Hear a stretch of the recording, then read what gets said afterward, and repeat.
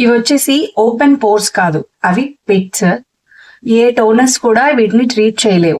అసలు ఇవి ఎందుకు వస్తాయి అంటే, బిఫోర్ మనకి యాక్నే ఉన్నా, పింపుల్స్ ఉన్నా మనం వాటిని గిల్లడం వల్ల ఈ గుంతలు అనేవి వస్తాయి.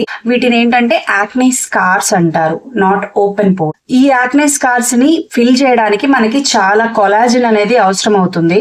ఇంత కొలాజిన్ అనేది ఏ టోనర్స్ కూడా ఇవ్వలేవు. అండ్ అదే కాకుండా రెటినాల్స్ తో కూడా మనం ఈ పిట్స్ ని క్లోజ్ చేయలేము. సో మీరు ఈ పిట్స్ ని ట్రీట్ చేయాలి అనుకుంటే ఖచ్చితంగా మీరు డర్మటాలజిస్ట్ దగ్గరికి వెళ్లాల్సిందే.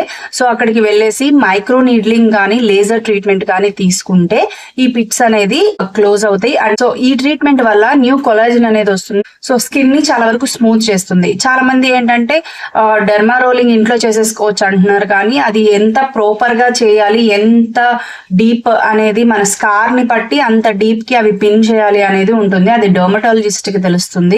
సో మీరు డర్మటాలజిస్ట్ ని